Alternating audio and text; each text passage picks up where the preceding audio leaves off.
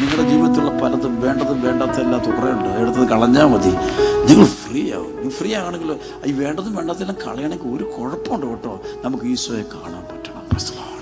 നമുക്കറിയാം പത്രോസ് യോഹന്നാൻ സുവിശേഷം 21-ാം അധ്യായത്തിൻ്റെ 1 മുതൽ 15 വരെയുള്ള വചനത്തിൽ തിബേരിയസ് കടത്തിൽ ഈശോ പ്രത്യക്ഷപ്പെടുമ്പോഴാണ്. രാത്രി മുഴുവൻ അധ്വാനിച്ചിട്ടും അപ്പസ്തോലന്മാർക്ക് ഒന്നും കിട്ടുന്നില്ല. അവർ വള്ളവുമായിട്ട് ബോട്ടുമായിട്ട് പോയിട്ട് ഒന്നും കിട്ടാതെ പ്രഭാതമായപ്പോൾ അവർ കരയിലിട്ടെടുക്കുമ്പോൾ അവർ കരയിൽ ഈശോ വിളി, മക്കളെ കുഞ്ഞുങ്ങളെ നിങ്ങളുടെ വാക്ക് വല്ലതും ഉണ്ടോ? അവർ പറഞ്ഞു ഒന്നുമില്ല. വള്ളത്തിൻ്റെ വലതുവശത്ത് വല ഇറക്കുക. അവർ വലതുവശം ഈശോയുടെ അടുക്കിലേക്ക് തിരിയും. വലതുവശം ഈശോയുടെ ഭാഗത്തേക്ക് മാറി. ഉടനെ വല നിറച്ച് മത്സ്യം കിട്ടി.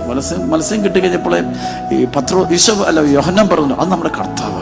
ഇത് കേട്ടപാടെ പത്രോസ് ചെയ്ത കാര്യം ഞാൻ ശ്രദ്ധിക്കുന്നത്, അത് കർത്താവാണെന്ന് പറഞ്ഞവിടെ ഈവൻ വള്ളവും വലയും മത്സ്യവും ശിഷ്യന്മാരെ എല്ലാം ഉപേക്ഷിച്ചിട്ട് ഈ പത്രോസ് ആ കടലിലൂടെ നീന്തി അവൻ്റെ ഒരാളെ അവിടേക്ക് നീന്തുക. നമ്മളിതുവരെയായിട്ട് ഇതൊന്നും ഉപേക്ഷിക്കാത്തതിൻ്റെ കാരണം ഈ കണ്ടിട്ടില്ല. അവൻ കരയിലുള്ള നിൽക്കുന്ന കർത്താവിനെ കണ്ടപ്പോൾ പിന്നെ ഇതിനൊന്നും വിലയില്ല. ഈ വള്ളം നിറച്ചുള്ള മത്സ്യത്തിന് വിലയില്ല, അവിടെയുള്ള ഒന്നിനും വിലയില്ല. അവനൊന്നും ചിന്തിക്കുന്നില്ല. അവന് ഒരു മേലങ്കി എടുത്ത് ചുറ്റിയിട്ട് നഗ്നനായതുകൊണ്ട് വസ്ത്രം കൊടുത്തുകൊണ്ട് ഇവൻ നേരെ കരയിലേക്ക് നീന്തുന്നു.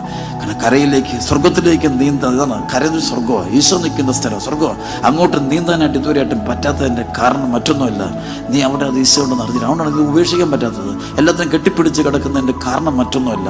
ഇതാണ് വലുതെന്ന് പറയുന്ന കാരണം എന്താ? ഉത്ഥിതനായ യേശു ശരിക്കും ഉത്ഥിതനായി. അതാണ് പരിശുദ്ധാത്മാവ് നിറഞ്ഞു കഴിയുമ്പോൾ നമുക്ക് കിട്ടുന്ന ഏറ്റവും വലിയ ദൈവാനുഭവം. നമുക്ക് ഉത്ഥിതനായ ഈശോയെ നമുക്ക് അറിയാൻ പറ്റും. അനുഭവം അത് വെറും അറിവല്ലത്, ഒരു വലിയൊരു അനുഭവമാണ്.